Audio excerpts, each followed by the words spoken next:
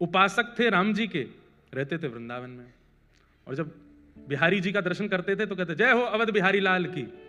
ब्रजवासी कहते बाबा का है बावड़ा है, वृंदावन बिहारी लाल है, अवध बिहारी बोला है।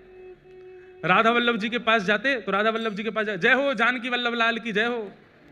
राधा रमण जी का दर्शन करने जाते जय हो जानकी रमण लाल की जय हो। सब ब्रजवासी कहते बाबा तेरी कैसी बुद्धि। यमुना जी में जाते जय हो सरजू मैया को जल कितना सुंदर है। ब्रजवासी तो अल्लड़ होते ही हैं, बाबा तुम वहीं क्यों ना मरे, अयोध्या जाके पूरे वृंदावन में अयोध्या अयोध्या को नाम जपे। तो कितनी सुंदर बात कहते बाबा। किसी ने कही आप इतना क्यों राम जी का मंदिर में जाते हो, ठाकुर जी के नाम लेते हो राम जी का। तो बाबा बोले जब, अभी कथा तो बड़ी है पर मैं सूक्ष्म में सुना दूं, जब राम जी लौट करके आए अयोध्या तो शत्रुघ्न लाल जी को उन्होंने मथुरा भेजा था दैत्य वध करने के लिए, और उसके बाद शत्रुघ्न लाल जी वर्षों तक मथुरा में रहे राम जी के विरह में। तो वो बाबा बोले कि शत्रुघ्न लाल जी यहीं ब्रज में विराजते हैं, उनको राम जी की बहुत याद आती है, तो मैं सब जगह राम राम राम राम गा करके उनके हृदय को प्रसन्न करता हूं, उनके हृदय को आनंदित करता हूं। सोचिए लोगों की कितनी ऊंची भावना हो जाती है। हम वृंदावन में जाकर के नहीं कर पाते वो काम जो वो वृंदावन में रहकर अयोध्या का स्मरण कर रहे हैं, अयोध्या जाके वृंदावन का स्मरण कर रहे हैं, क्योंकि हमारा मन उस प्रकार का नहीं है। मन में विषय भोग और विषय वार्ताएं इतनी ज्यादा हमने श्रवण कर रखी हैं कि मन को उतनी जल्दी उस भाव का स्मरण नहीं होता। अभी नाम ले लें बड़ा पाव, तो कितनों के जीव में तुरंत स्वाद भी आ जाएगा, चिंतन भी आ जाएगा, उसका रस भी आ जाएगा, और दुकान भी दिख जाएगी, वो वाली दुकान सबसे अच्छी, वहां मिलता है बढ़िया वाला, उसमें चटनी भी अच्छी मिलती है, ये भी बढ़िया मिलता है। अभी हम नाम ले लें भांडीरवन, तो गए भी होंगे तो भी याद नहीं आ रहा होगा कि भांडीरवन में क्या था, कैसा था, स्वरूप क्या था, अयोध्या कैसा था, क्या था। इतना जल्दी इतनी इतनी इतनी उत्सुकता से याद नहीं आता, क्योंकि हमारी चित्तवृत्ति वहां नहीं है। तो वैष्णव की पहली निष्ठा नाम निष्ठा। नाम जपिए पर नाम के साथ साथ धाम का या नामी का या धाम के वैष्णवों का चिंतन किया कीजिए, तब नाम सार्थक है। आप विश्वास मानिए 2 लाख नाम जप लीजिए, लेकिन 2 नाम जप लीजिए हमारी कही रीति से, वो 2 नाम 2 लाख पे भारी है। वैष्णव चिंतन के साथ, धाम के चिंतन के साथ। दूसरी निष्ठा है वैष्णवों की, पहली निष्ठा नाम निष्ठा, दूसरी निष्ठा एकादशी निष्ठा। एकादशी भार नहीं लगना चाहिए, एकादशी उत्साह के साथ होना चाहिए। अच्छा, भगवत संबंधी किसी भी कार्य में भार नहीं लगना चाहिए। सुबह सुबह कई लोग 2-2 घंटे पूजा करते हैं अपने घर में, और 2 घंटे पूजा करने के बाद जब निकलते हैं तो आकर के अल्लाह भाई चाय दो, थक गए हम। आप अगर पूजा करके थके हो तो आप सेवा नहीं करके आए, आप श्रम करके आए हो। प्रेम के कार्य में श्रम नहीं होता। कोई अपने प्रेमी से मिलकर के ये थोड़ी कहता थक गया आज तो, अरे वो और उत्सुक हो जाता है, वो और चार्ज्ड हो जाता है। कथा सुनने के बाद में कोई जाते बिस्तर पे पड़ जाए, थक गए आज तो कथा सुन के, 3 घंटा बैठे वहां पे, तो आपने कथा, ये आपकी चित्तवृत्ति बता रहा है, आपकी स्थिति बता रहा है कि कैसी है आपकी चित्त की स्थिति। श्रम नहीं, उत्सुकता होनी चाहिए। एकादशी की तो प्रतीक्षा होनी चाहिए। आज क्या है, बोले आज नवमी है, अरे वाह कल 10वीं, परसों एकादशी है, परसों व्रत करेंगे हम, परसों अपने लाल जी को प्रसन्न करने के लिए भाव, अन्न जल का त्याग करेंगे हम, ऐसे रहेंगे। ये एकादशी के प्रति भाव। और एकादशी कर रहे हैं और घर में जिनकी एकादशी नहीं है वो रोटी खा रहे हैं, हमें मत दिखाओ। क्यों? रोटी देख लेंगे तो हमारा मन करेगा। ये कैसी एकादशी की आपका रोटी देख के मन कर रहा है? नहीं, व्रत उत्साह से होना चाहिए। माताएं बहनें हमारी कौन सा होता है, करवा चौथ का व्रत करती हैं, अब तो हमें याद रखना चाहिए। तो करवा चौथ का व्रत करती हैं। अरे बस सर। सुनो, हमारी एक बात सुनो, हम कथा करते समय वही हैं पुराने वाले, ठीक है, उसमें कोई वो नहीं। हमको वैसे ही आनंद आता है कि हम भी छोटे बालक हैं सबकी तरह, उस वैसे ही हमको कथा करनी है 100 साल की उम्र तक। तो सुनो, बात तो सुनो पूरी। अब माताएं बहनें व्रत करती हैं, अब उस व्रत में कई माताएं बहनें जो हैं वो तड़प सी रही होती हैं कि कब निकलेगा चंद्रमा, कब निकलेगा। उस दिन जैसी चंद्रमा की आराधना कभी, कई जगहों पे बादल आ जाते। इस बार हम करवा चौथ वाले दिन बद्रीनाथ में थे, तो वहां पे 2-4 माताएं थीं, वो भी बोले महाराज जी बादल आ गए। वहां तो बादल क्या, पहाड़ आ गए, पहाड़ के पीछे चंद्रमा है। तो बेचारे वीडियो कॉल करके जहां चंद्रमा दिख रहा, बोले हमको वहीं से दिखाओ। व्रत का मतलब, अब वहां व्रत का जो भाव है वो नष्ट हो रहा है कि आप तोड़ना चाह रहे हो। व्रत का मतलब क्या होता है? व्रत एक प्रकार का संकल्प है। आपने अपने प्रियतम के लिए, अपने प्रिय के लिए आज अन्न जल का त्याग किया है, उसमें उत्साह नहीं है तो वो व्रत श्रेष्ठ नहीं। एकादशी वैष्णवों की करवा चौथ है, हर महीने आती है। जितने तिलकधारी, जितने कृष्ण प्रेमी, जितने वैष्णव हैं, उन सबकी करवा चौथ है एकादशी। और करवा चौथ सौभाग्य से रखती है माताएं अपने पति की दीर्घायु के लिए। ऐसे ही वैष्णव जन अपने लाल जी के, अपने प्रिया प्रियतम के सुख के लिए, कि वो राजी रहें। देखो होता क्या है, अन्न नहीं खाते ना जब हम, तो हमारी एक दिन की आयु बढ़ती है। व्रत दो ही होते हैं, अन्न व्रत और मौन व्रत। ये दो ही हमारी जीवन को घटाते हैं। जितना अन्न खाओगे उतनी जल्दी आपका जीवन कम होगा, जितना बोलोगे उतनी जल्दी आपका जीवन घटेगा। इसलिए कम बोलो, कम खाओ, जीवन बढ़ेगा।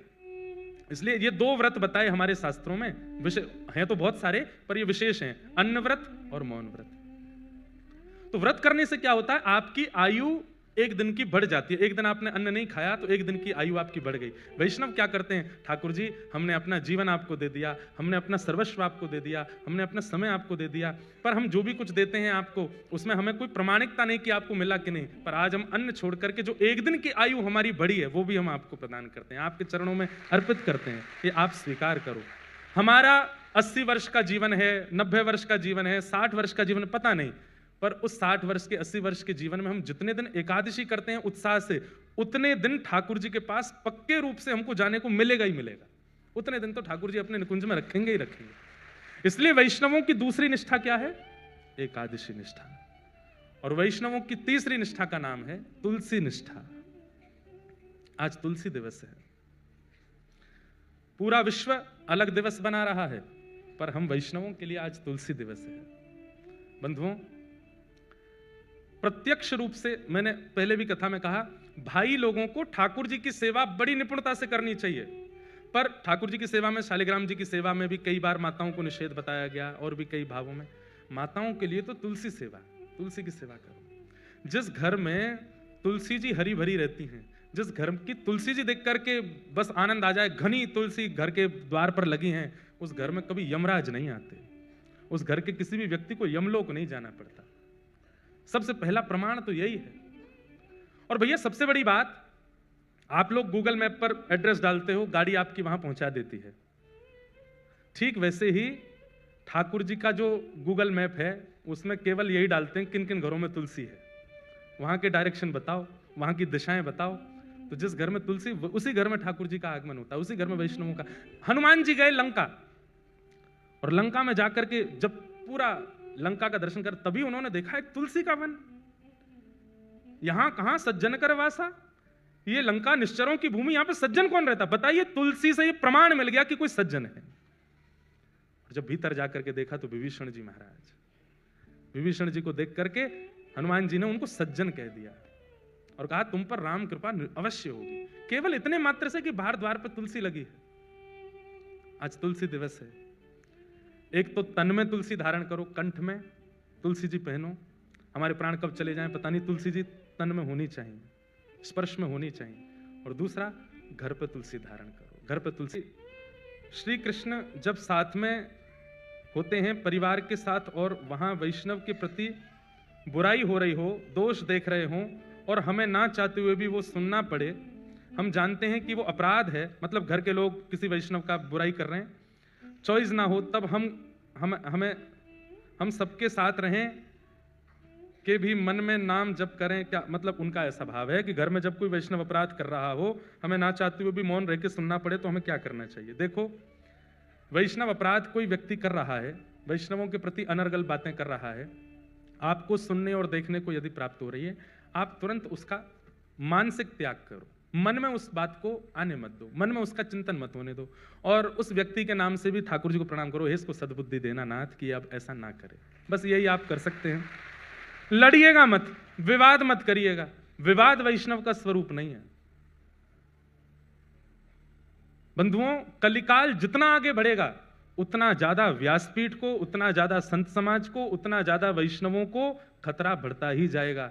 लोग बाग दुनिया भर के प्रलाप करके कैसे भी करके चाहते हैं कि इतने वैष्णवों को कथा नहीं सुननी चाहिए, इतने लोग क्यों सुन रहे हैं, इतनी भक्ति क्यों बढ़ रही है लोगों में, इतने कृष्ण भक्त क्यों हो रहे हैं। तो कहीं ना कहीं कलयुग प्रलाप करवाता है लोगों से। आपको चाहिए आप मौन रहिए, उनके नाम से भी जप कर लो, ठाकुर जी इनको सद्बुद्धि दे। ठाकुर जी को नहीं छोड़ा लोगों ने, आजकल के वैष्णवों को क्यों छोड़ेंगे, इसलिए उस पर ज्यादा चिंतन नहीं। कहा जाता है कि माता पिता की सेवा ईश्वर की भक्ति के स्वरूप है। अगर वह इस दुनिया से चले गए और आपकी सेवा वाला कर्म अपने अनुकूल नहीं विपरीत निकले और आपको अत्यधिक कष्ट दे, उसका निवारण दें। इनका ऐसा भाव कहा जाता है, माता पिता की सेवा ईश्वर की भक्ति के स्वरूप है। अगर वह इस दुनिया से चले गए और आपके सेवा वाला कर्म आपके अनुकूल नहीं विपरीत निकले तो आपको अत्यधिक कष्ट दे, उसका निवारण दें। यदि आपके अपने ही आपको सबसे ज्यादा कष्ट दें और आपको जीना भी दुर्बल कर दें तो इसके प्रति क्या करना चाहिए।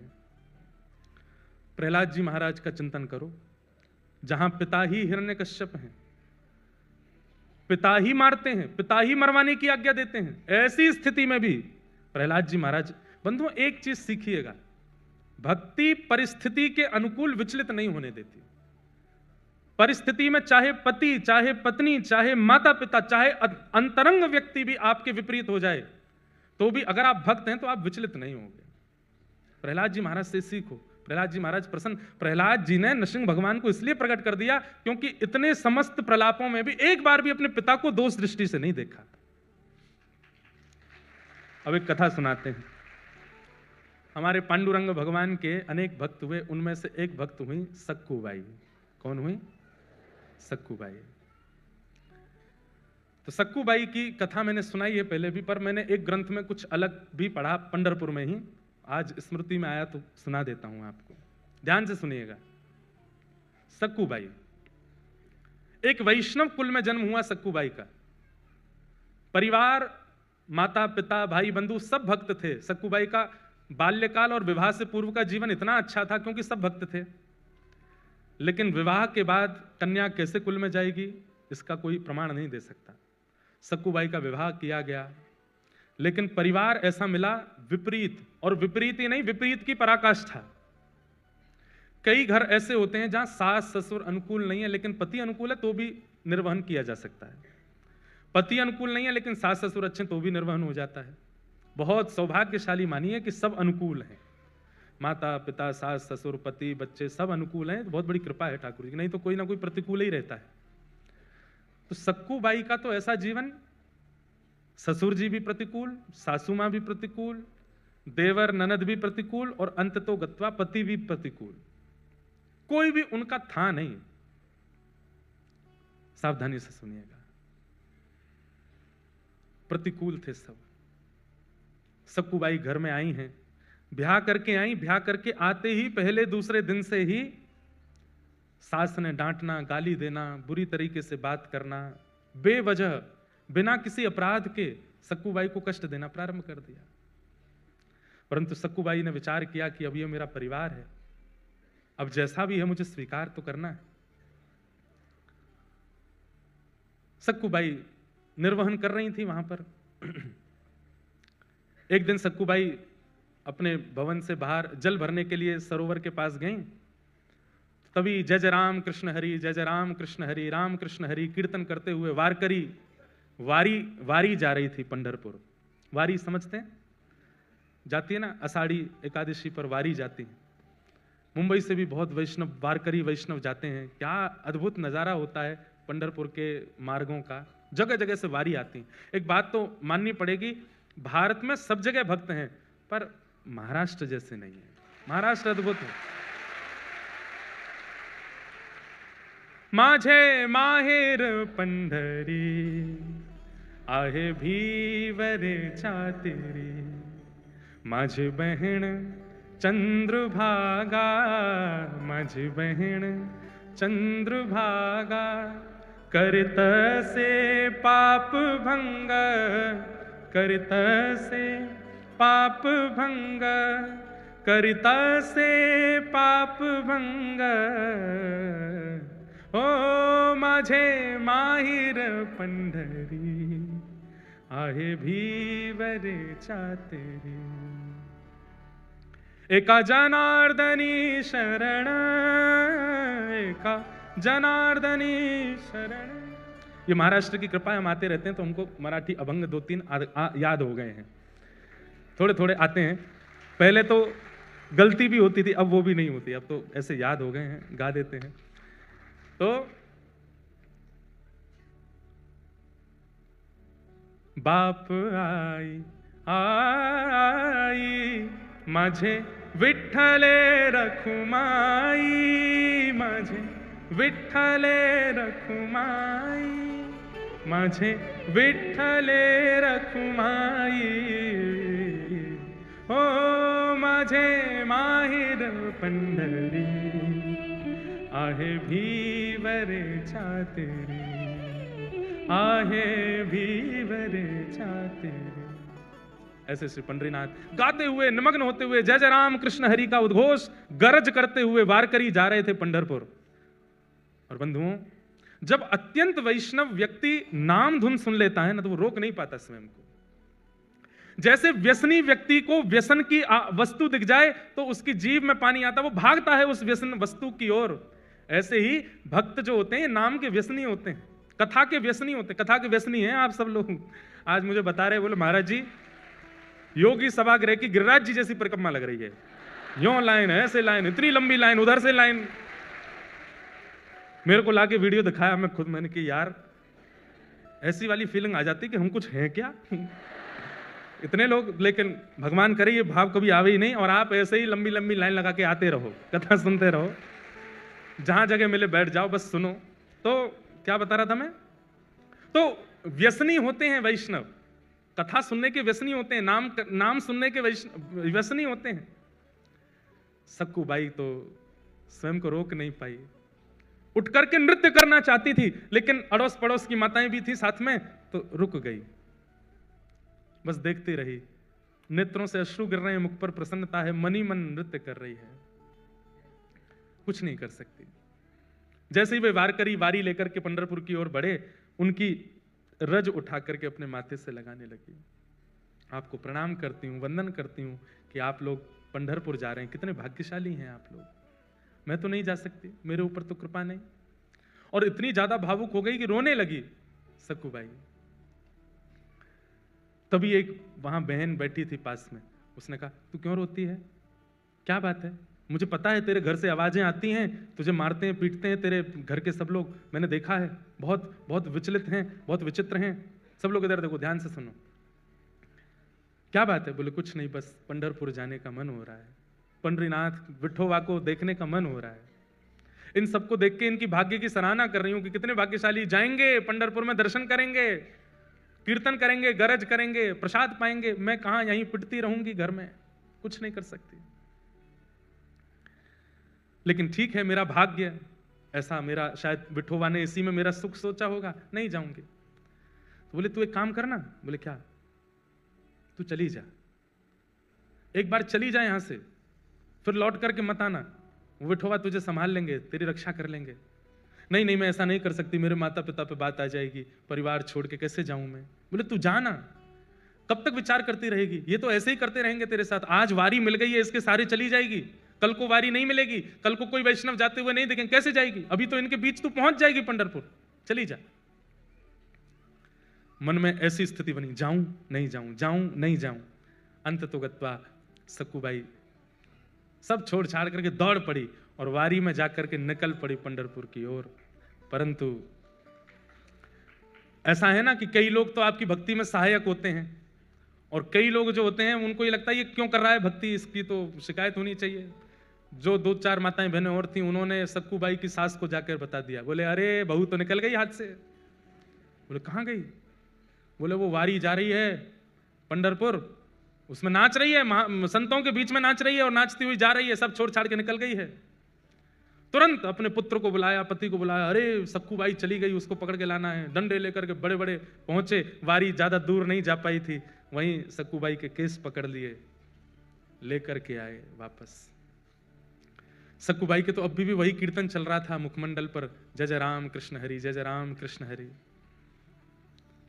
परिवार के लोगों ने लाकर के सक्कूबाई को एक खंबे से बांध दिया और बांध करके एक एक करके सक्कूबाई पर प्रहार करने लगे।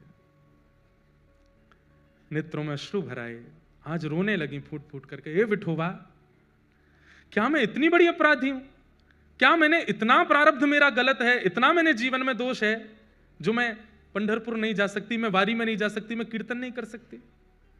इतना कष्ट, संकट, विपत्ति ये सब मुझको प्राप्त होते हैं, क्या मैं इतनी बड़ी दोषी हूं? और बंधुओं, जब ऐसी परिस्थितियां जाती नहीं है ना, बार बार आती रहती हैं, आती रहती हैं, आती रहती हैं, तो भाई सहना तो भक्त को आता है, पर एक समय ऐसा आता है कि भक्त सहते हुए ठाकुर जी को ही सुना देता है, बोले अब तो बस करो नाथ, आपने जो कुछ दिया मैंने सब स्वीकार किया, पर मैं भी तो एक स्थिति में कौन सा आपसे वैभव संपत्ति मांग रही हूं, आपका दर्शन ही तो मांग रही हूं। जब ऐसा कह करके सक्कूबाई रोने लगी, परिवार के लोग मारते हुए थक गए, चले गए अंदर। सक्कूबाई खड़ी है, सास ने कह दिया अब इसको ना भोजन मिलेगा ना पानी मिलेगा, यहीं खड़ी रहेगी और सुबह से शाम तक जब जब हम निकलेंगे तब तक मारेंगे इसको। देखूं तो सही कैसे जाती है, दोबारा कभी इसके हृदय में इच्छा, इसकी आत्मा घबराए कीर्तन सुन करके, इतना मारना है इसको। सक्कूबाई भूखी प्यासी खड़ी हैं और रो रही है, विठोबा, विठ्ठल विठ्ठला, विठ्ठल विठ्ठला, विठ्ठल विठ्ठल विठ्ठल विठ्ठल विठ्ठल विठ्ठला, विठ्ठल विठ्ठला, विठ्ठल विठ्ठला, विठ्ठल विठ्ठल विठ्ठल विठ्ठल विठ्ठल विठ्ठला, विठ्ठल विठ्ठला, विठ्ठल विठ्ठल विठ्ठल विठ्ठल विठ्ठल विठ्ठला। गाइए।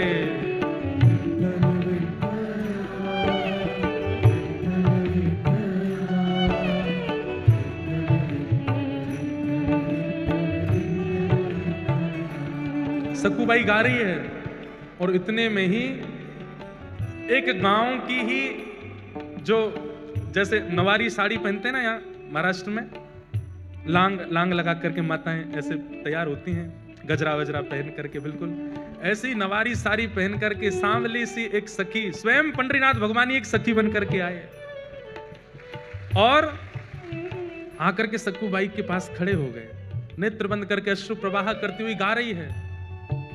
तभी आकर के जैसे ही पंडरीनाथ भगवान ने स्पर्श किया, एक सखी के रूप में आए थे, नेत्र खुले, नेत्र खोल करके देखा, अरे तू क्यों रोती है, क्या बात है? पंढरपुर जाना है, पंडरीनाथ को देखना है, बस वही इच्छा है। तुरंत रस्सी खोलने लगे ठाकुर जी, बोले मत करो, मेरी सास बहुत मारेगी।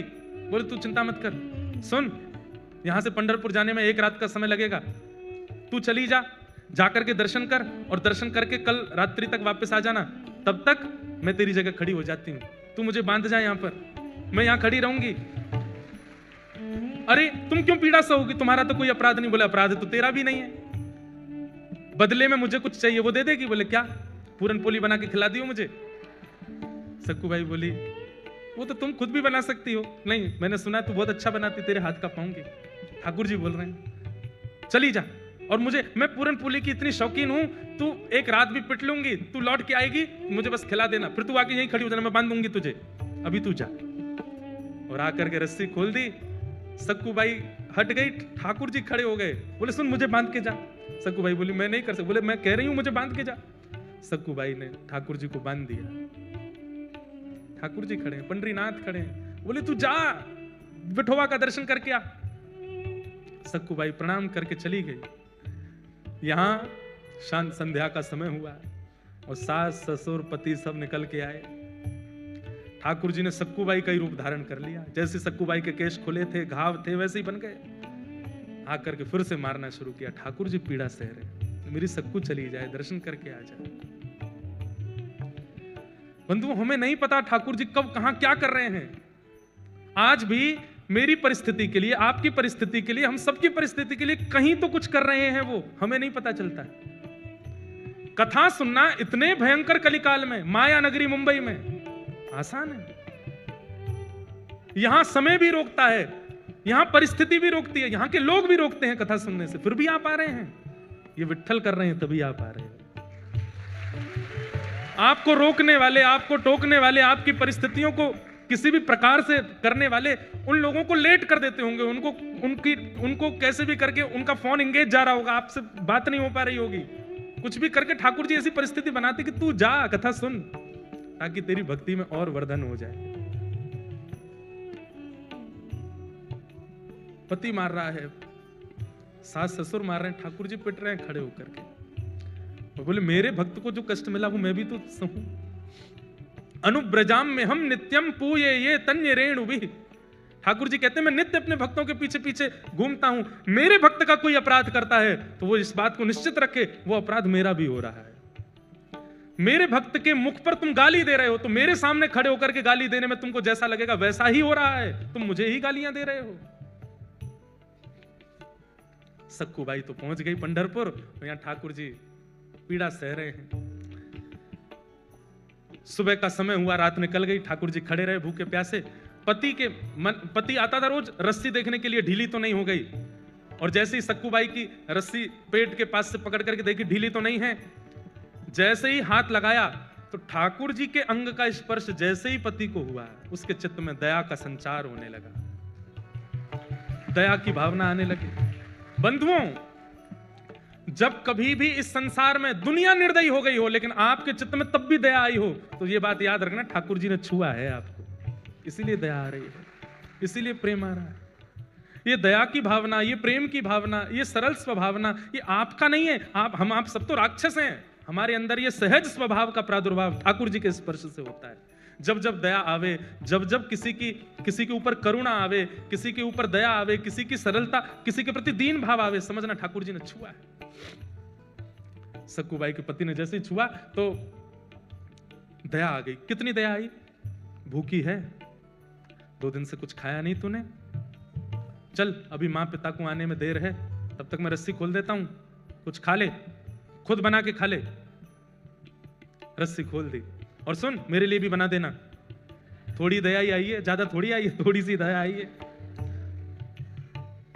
आहा, आप ये मत सोचिए कि वो कितना निर्दयी है, ये सोचिए कि एक सक्कूबाई के कारण ठाकुर जी कितनों भक्तों के हाथ का बना हुआ प्रसाद ठाकुर जी पाते हैं। ठाकुर जी के हाथ का बना हुआ प्रसाद ये दुष्ट निशाचर पाने जा रहे हैं सक्कूबाई के कारण।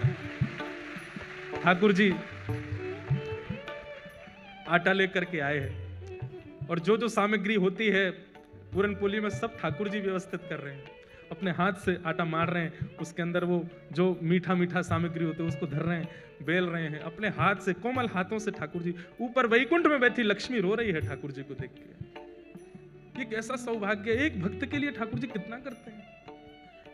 अभी बंधुओं जनाबाई का प्रसंग नहीं आया, नहीं तो नेत्रों के अश्रु रुकेंगे नहीं। ये पंडरीनाथ भगवान की ऐसी ऐसी लीलाएं हैं कि मैं क्या सुनाऊं आपको। अपने हाथ से पूरन पोली बना रहे हैं, और कहां परमात्मा सबसे पहले आरोगते हैं, लेकिन आज भक्त के परिवारियों को पवा रहे हैं, उसके पति को पवा रहे हैं, उसकी माता बहन को पवा रहे हैं, उसके सास ससुर को पवा रहे हैं। उसके बाद पति कहता है तू भी पा ले।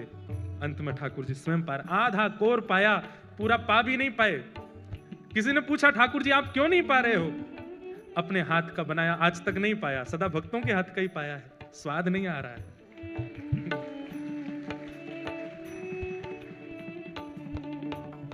ओ पालन हारे निर्गुण और न्यारे, तुमरे बिन हमरा कौन। ओ पालन हारे निर्गुण और न्यारे, तुमरे बिन हमरा कौन।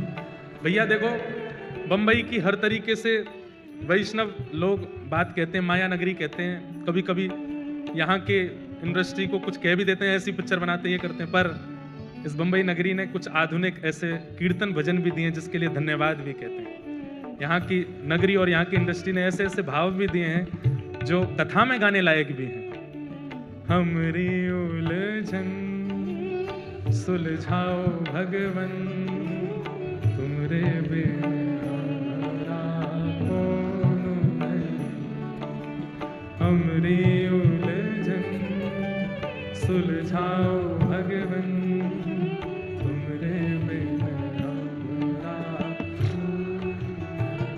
पूरन पोली पवादी ठाकुर जी ने स्वयं पाली। पति ने कहा चल आजा, दोबारा खड़ी हो। खड़े हो गए ठाकुर जी, फिर से बांध दिया, फिर से मारना शुरू किया।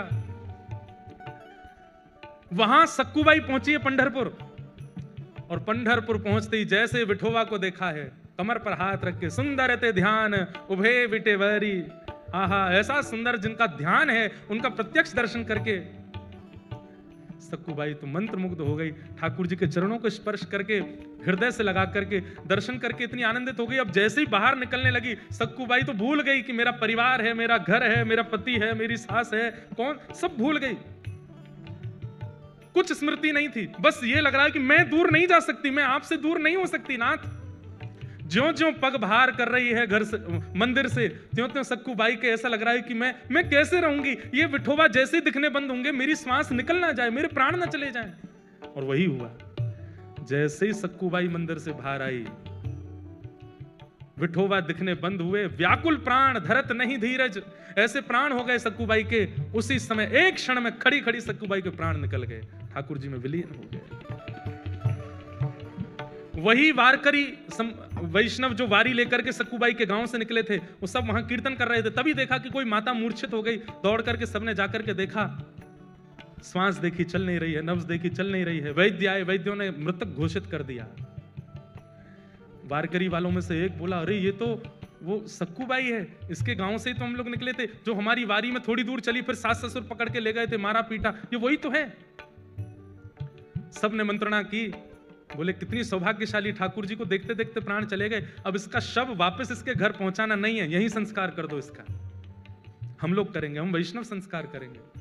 और चंद्रभागा के तट पर जाकर के सक्कूबाई का संस्कार कर दिया वैष्णवों ने। वहां ठाकुर जी बंधे हैं सक्कूबाई बन करके। ठाकुर जी कह रहे हैं, वारी सक्कू तू तो गई, मैं यही खड़ा रह गया। अरे सक्कू ये क्या करके गई?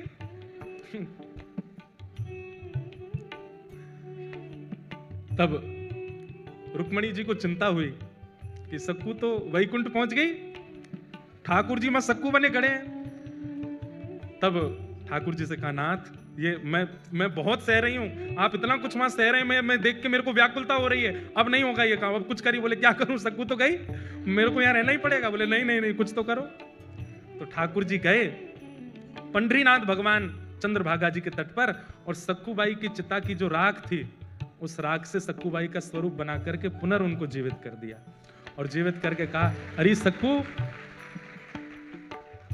बोली मुझे क्यों आपने वापस इस संसार में बुला लिया?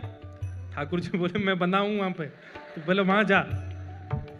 नाथ उस नरक में मैं कैसे जाऊं? बोले कुछ नहीं, इतने दिन मेरा संग किया, मेरे हाथ की बनी पूरन पोली खाई है उन्होंने, अब मेरा तो वहां पर पदार्पण हो चुका है, मेरे हाथ में मुझे जो करना था कर लिया। अब तेरे चरण दोबारा जब वहां पड़ेंगे, अब तू परम भक्ता हो गई है, तेरे चरण पड़ते ही वो शुद्ध हो जाएंगे, अब तू वापस जा। और वापस जा करके वहां पर व्यवस्थित हो। सक्कूबाई अर्धरात्रि के समय पहुंची, ठाकुर जी वहां सक्कूबाई बने खड़े थे, उनको मुक्त किया। मुक्त करके ठाकुर जी तो अंतर ध्यान हो गए, कृपा करके सक्कूबाई वहां आकर के खड़ी हो गई। आज सुबह उठते ही पता नहीं क्या, सास ने रात में स्वप्न में कुछ देखा, पति को कुछ हुआ, सब ने आकर के सक्कूबाई को खोल दिया। तो सक्कूबाई तो, ठाकुर जी तो जा चुके, सक्कूबाई आ गई। सबने कहा, सक्कू अब हमें लगता हमने तुझे बहुत पीड़ा दी, बहुत तुझ पर अत्याचार किया, अब तू हमारी है, तू हमारे साथ प्रेम से रह। लेकिन अभी भी थोड़ा रोष और क्रोध तो उनके मन में था ही, तो थोड़ा इतनी ज्यादा दयावंत तो हुए नहीं।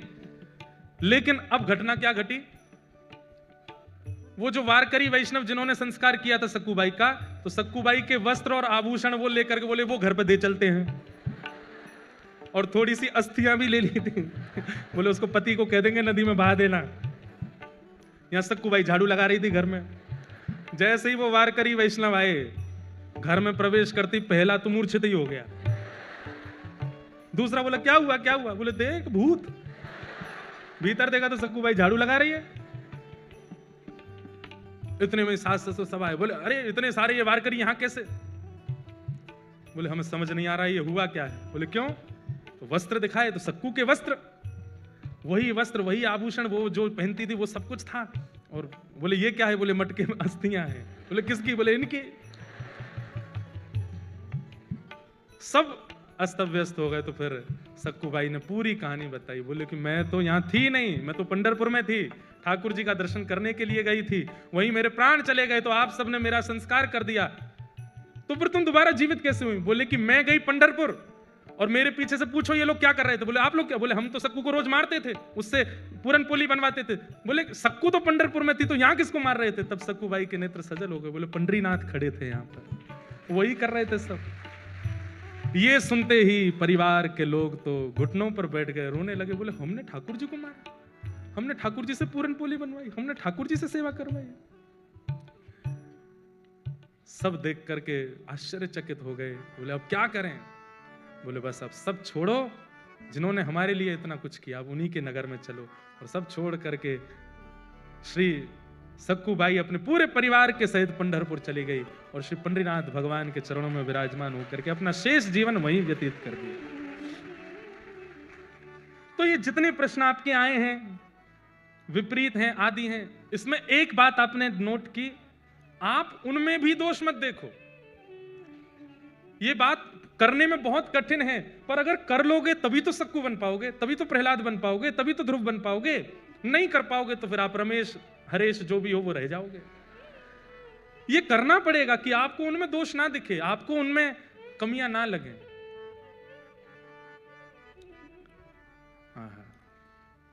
ऐसी सक्कू बाई परिवार सहित ठाकुर जी की होगी। बंधुओं, एक वैष्णव जब एक परिवार में होता है, एक वैष्णव जब अपनी एक मित्र मंडली में होता है, एक वैष्णव जब एक परिस्थिति में होता है, उसका दायित्व बनता है कि वो औरों को भी वैष्णव बनावे। जिद करके नहीं, लड़ करके नहीं, बस अपनी प्रक्रिया और अपने व्यवहार से सबको वैष्णव बना दे। अब गाओ। मारा गिरधर लाल थारो नचायो नाचूं रे, मारा गिरधर लाल थारो नचायो। ओ मैं तो थारो नचायो नाचूं, मैं तो थारो नचायो, ओ मैं तो थारो नचायो नाचूं, मैं तो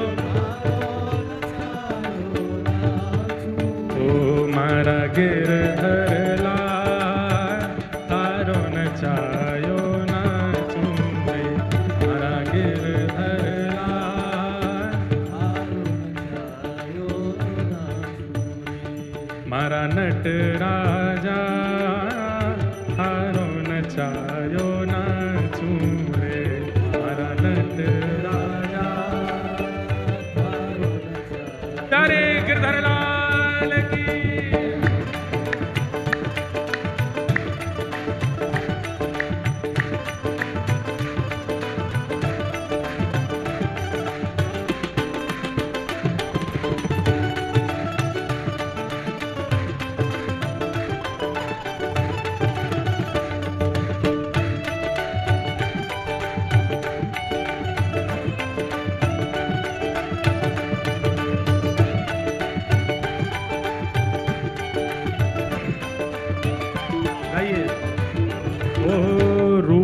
सूखा जो कछु देवे थारे ही भोग लगाऊं, रूखा सूखा जो कछु देवे, हाँ मैं तो थारो ही भोग लगाऊं, मैं तो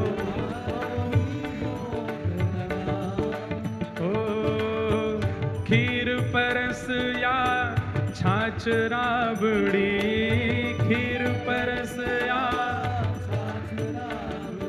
हो, खीर परस या छाछ राबड़ी, खीर परस या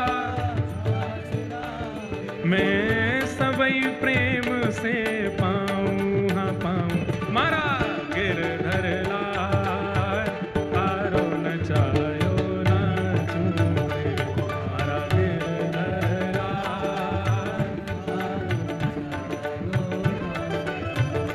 मारा गिरधर लाल थारो नचायो नाचूं रे, मारा। और इस भाव की ये पंक्ति मुझे सबसे ज्यादा प्रिय है और यही भक्ति का स्वरूप है। क्या ओ घर का प्राणी कहाँ ना माने, मन मन खुशी मनाऊं। घर का प्राणी कहाँ ना माने, मन मन खुशी।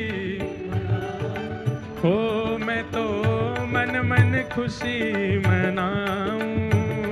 मैं तो हो थारे इस मंगल विधान में, थारे इस मंगल विधान, हो थारे इस मंगल विधान में, मैं काहे टांग अड़ाऊं अड़ाऊं, मारा गिरधर लाल थारो नचायो नाचूं रे, मारा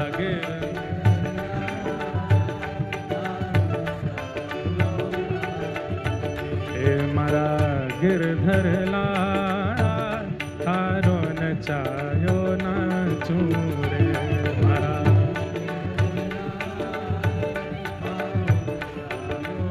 और ओ जो तू ठोकर मार गिरावे, लकड़ी जो गिर जाऊं।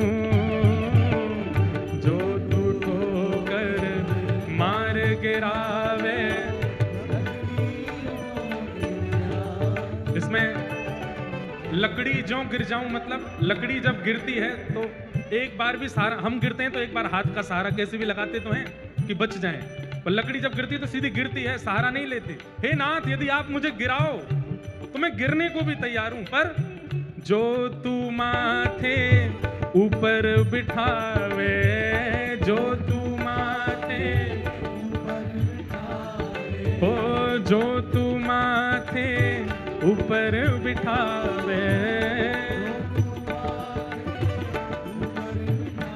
मैं तो भी ना शर्माऊं हम, मारा गिरधर लाल थारो नचायो नाचूं रे, मारा।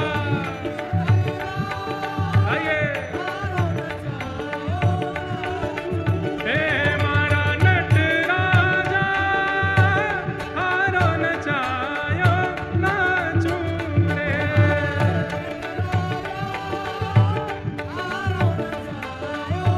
राधे राधे गोविंद गोविंद, राधे राधे राधे गोविंद। ऊपर वाले भी गाओ, राधे राधे गोविंद गोविंद राधे। हरि गोविंद राधे गोपाल राधे, हरि गोविंद राधे गोपाल राधे, हरि गोविंद राधे गोपाल राधे, ओ हरि गोविंद राधे गोपाल राधे। हे भजो हाँ भजो, हे भजो राधे राधे गोविंद गोविंद राधे, हे भजो राधे राधे गोविंद गोविंद राधे। देखो ऊपर वाले मत कूदो, मुझे डर लगता है कि तुम नीचे नहीं आ जाओ। अच्छा है कि आप लोग अपनी भक्ति की परिस्थिति में ऊपर जा रहे हो, हम नीचे वालों पर दया करना। ऊपर वाले केवल ताली बजाओ, नीचे वाले भजो हाँ भजो, हो भजो राधे राधे गोविंद गोविंद राधे, हे भजो राधे राधे गोविंद गोविंद राधे, भजो राधे राधे गोविंद गोविंद राधे, हे गोविंद राधे गोपाल राधे, भजो गोविंद राधे गोपाल राधे, हे भजो गोविंद राधे गोपाल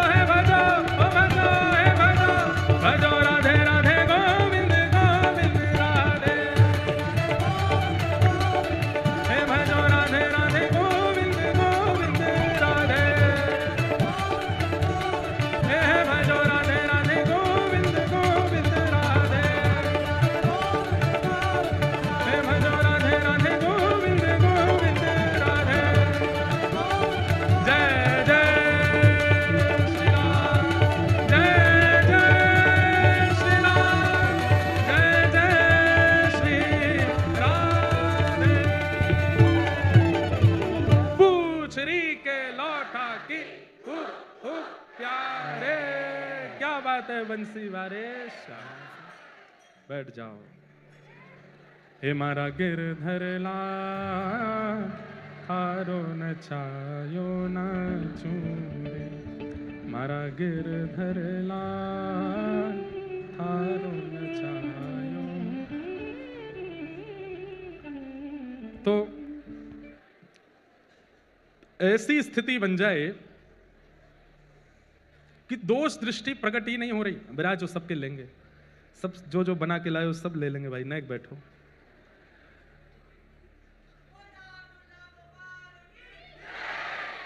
यम प्रव्रजन्तमनुपेतुमपेत कृत्यम द्वैपायनो विरह कातरया जुहाव, पुत्रेति तन्मयतया तर्वोऽभिनेदु तम सर्वभूत हृदयं मुनिमानतोऽस्मि। कल हम लोगों ने भागवत जी का मंगलाचरण सुना। तत्पश्चात 88,000 सौनकादि ऋषि बैठे हैं और सूत जी महाराज से उन्होंने 6 प्रश्न किए हैं।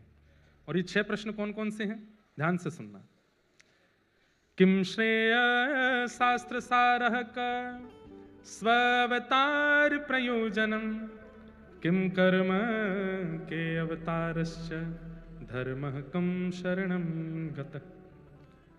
सबसे पहला कि भगवान के अवतार का श्रेय माने क्रेडिट किसको जाता है। भक्तों के लिए आते हैं ठाकुर जी, राक्षसों के लिए आते हैं, किसके लिए आते हैं, किम श्रेय। फिर हमारे हिंदू वैदिक सनातन धर्म में इतने सारे शास्त्र हैं, इनका सार क्या है। दूसरा प्रश्न, स्व अवतार प्रयोजनम, भगवान के अवतार का प्रयोजन क्या है। ठाकुर जी धर्म संस्थापनार्थाय संभवामि युगे युगे, धर्म की स्थापना करने आते हैं, परंतु कई विषय और कई लीलाओं से कई लोगों के मन में प्रश्न चिन्ह प्रकट हो जाता है। तो इसका स्पष्टीकरण करें कि भगवान के अवतार का प्रयोजन क्या है। किम कर्म, भगवान के कर्म क्या हैं। के अवतारस्य, भगवान के अवतार कितने हैं। और अंतिम प्रश्न, धर्मः कम शरणम गतः। इन्हीं 6 प्रश्नों में अब कथा चलेगी। ये 6 प्रश्न मूल आधार हैं, इन्हीं के उत्तरों में ही पूरी कथा का क्रम चलेगा।